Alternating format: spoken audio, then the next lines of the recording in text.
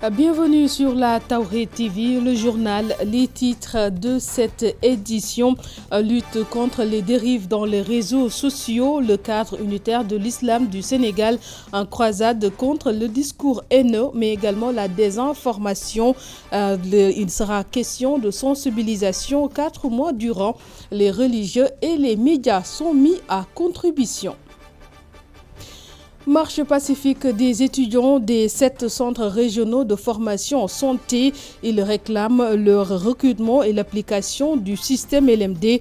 Le mouvement Frappe France dégage, met la pression sur les autorités en annonçant un sitting devant le ministère de la Santé et de l'Action sociale. Nous y reviendrons dans ce journal. Également, Horizon Magal 2022, cet événement religieux qui rassemble des millions de personnes et génère 300 milliards de francs CFA de recettes, coïncidant cette année avec l'hivernage. Quel sera l'impact? Vous suivrez la réponse de l'économiste Mor Sen dans cette édition. Également, l'occasion saisie pour la rédaction de Tawhid TV qui vous propose aujourd'hui donc le portrait de Serigne Mohamedou Lamine Bara Mbacké, fils de Serigne Touba Khadim Rassoul.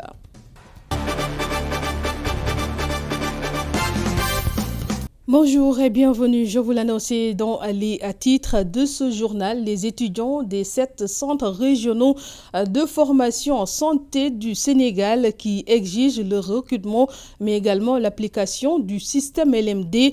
Ils menacent de boycotter les prochains examens si le gouvernement ne satisfait pas la plateforme revendicative. D'ailleurs, ils ont organisé une marche pacifique de la place de l'Obélisque au rond-point BCAO avec la collaboration du mouvement Frappe France Dégage qui à son tour a annoncé un sitting devant le ministère de la Santé et de l'Action sociale pour obtenir gain de cause. Compte rendu.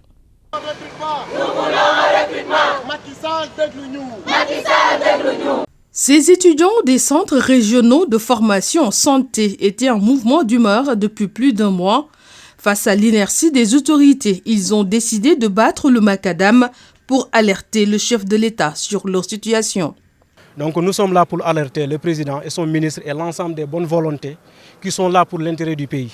Parce que ça fait plus d'1 mois, nous sommes en mouvement, les centres régionaux sont en mouvement sur leurs 2 points revendicatifs, c'est-à-dire l'application du système LMD au niveau des CRFS et le recrutement systématique après l'obtention du diplôme.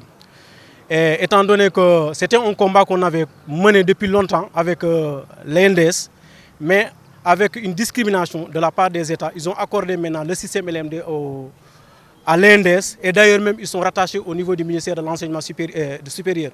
Mais nous les centres régionaux, étant des démembrements maintenant de l'INDS, on nous a laissé en rade et ce que nous n'allons pas accepter. Ces étudiants dénoncent une discrimination dont ils se disent être victimes. Ils menacent de boycotter les prochains examens s'ils n'obtiennent pas gain de cause. Alors que la santé a besoin des personnels, si vous allez dans les hôpitaux, vous allez voir là-bas des brancardiers qui font des soins, alors que les infirmiers diplômés sont là. Depuis que le CRFS a commencé à former, il y a des sortants de 2017, mais jusqu'à présent, ce sont des acteurs communautaires. Imagine-toi, tu fais une formation, tu sors avec ton diplôme, tu perçois une salaire de 650 000. C'est inadmissible. Et d'ailleurs, on avait même décidé de boycotter les examens de certification passés. Mais par contrainte et par une discussion entre le collectif et ses étudiants, on avait décidé de laisser les gens passer. Mais les prochains examens qui vont venir, nous n'allons pas se laisser faire tant que l'État ne réagit pas à travers nos points. Venu leur prêter main forte, le mouvement Frappe France Dégage annonce son sitting devant le ministère de la Santé et de l'Action sociale dans les prochains jours. Aujourd'hui, ce sont ces jeunes-là qui ont étudié, qui ont obtenu leur diplôme et l'État du Sénégal ne veut pas recruter ces jeunes-là. C'est pourquoi aujourd'hui nous sommes venus apporter notre soutien à ces jeunes-là. Dans un pays où chaque jour nous avons 4 femmes qui meurent d'une grossesse ou bien suite d'une grossesse, dans un pays où chaque jour il y a plus de 50 enfants qui meurent, dans ce pays-là, il ne devrait même pas avoir des chômeurs, surtout venant de ces jeunes-là. C'est pourquoi aujourd'hui le frappe est là. Mais après cette manifestation, nous allons se concerter en tout cas avec ces jeunes-là. On a l'habitude de le dire. Nous serons à leur côté. Et si dans les prochains jours, le président Macky Sall et le ministre de la Santé et de l'Action sociale ne font absolument rien, nous frappent, nous allons déposer une lettre sur la table du préfet Mortalatine pour une manifestation devant les locaux du ministère de la Santé et de l'Action sociale.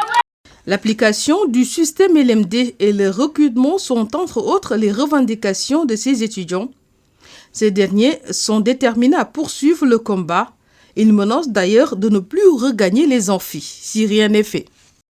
Lancement ce jeudi de la campagne de sensibilisation contre les dérives, contre la haine et la désinformation.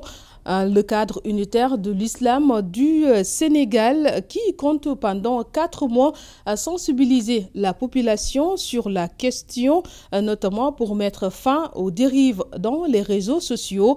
Il a d'ailleurs lié un partenariat avec Facebook, Twitter, Instagram et entre autres et compte s'appuyer sur les religieux pour y arriver, suivant les propos du président du cadre unitaire de l'islam du Sénégal.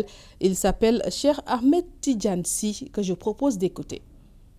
C'est un partenariat que nous avons entamé avec Meta depuis 3 ans, qui avait démarré par des campagnes de sensibilisation destinées aux leaders religieux.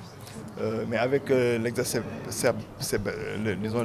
renforcement de la problématique de la désinformation et des discours de haine dans les réseaux sociaux, nous avons jugé nécessaire d'élargir cette campagne de sensibilisation en partenariat avec Meta dans les médias publics, notamment les télévisions, les radios, mais aussi continuer à sensibiliser les leaders religieux, les imams dans leurs prêches,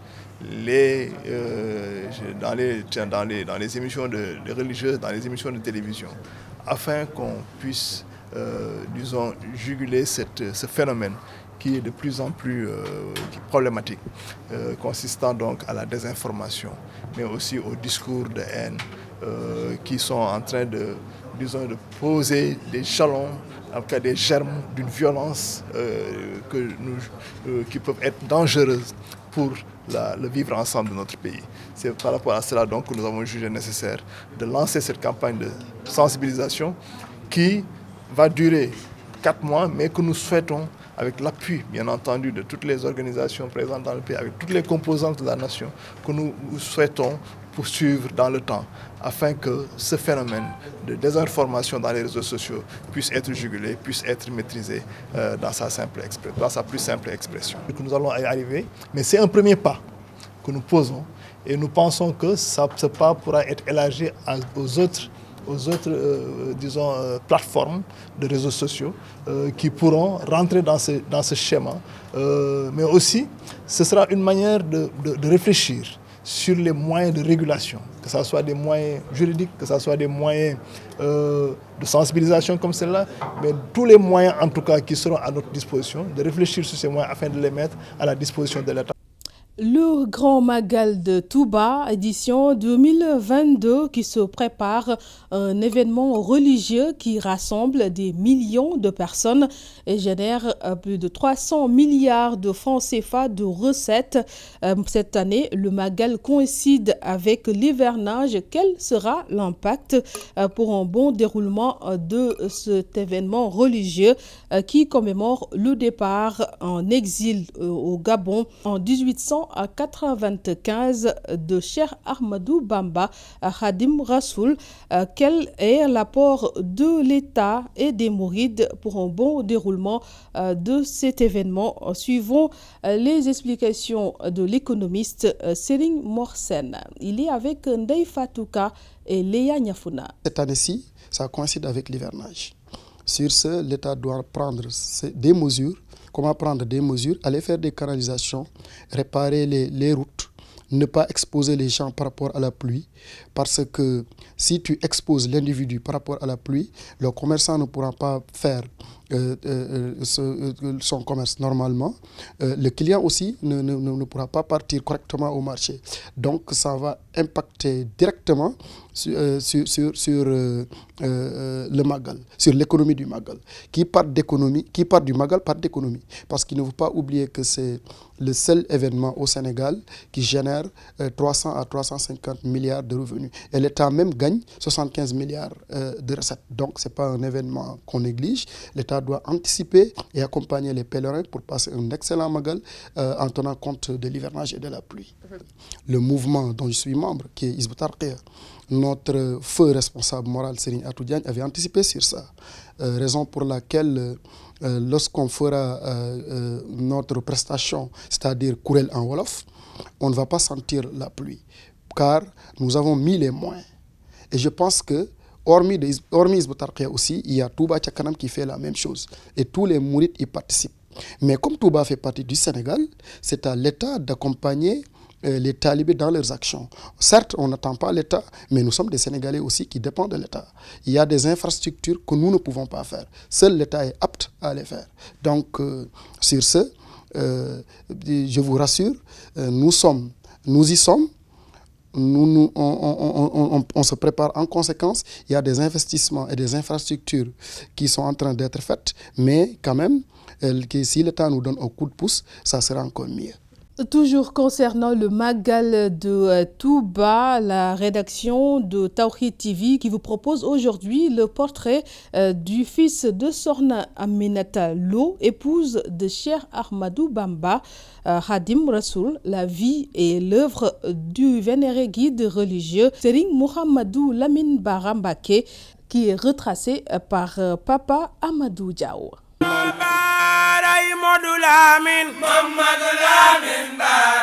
En 1891, naquit à Touba Serigne Mouhamadou Lamine Bara Mbacké. Il est le seul parmi les fils de Khadim Rassoul à avoir vu le jour à Touba. Sa mère, Sokhna Aminata Lo, est la fille de Tafsir Mokhtar Bint Lo Ñomre, descendant de l'honorable Mokhtar Ndoumbe, fondateur du village de Koki. Quelques mois seulement après sa naissance, sa mère fut rappelée à Dieu et Sokhna Awa Bousso, mère de Cheikh Mohamed El Fadel, l'entoura du tendre affection.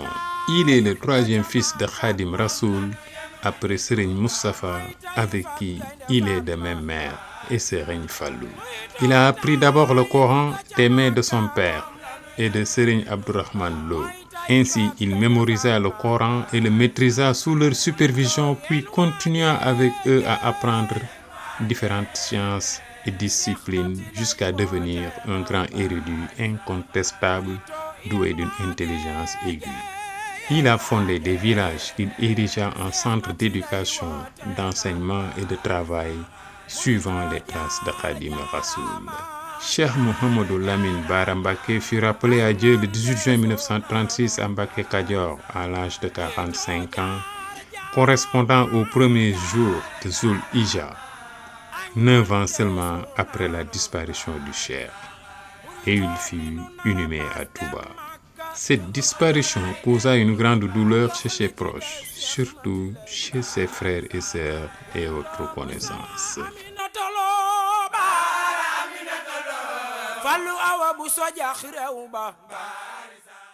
C'est la fin de ce rétro-flash. Merci de nous avoir suivis.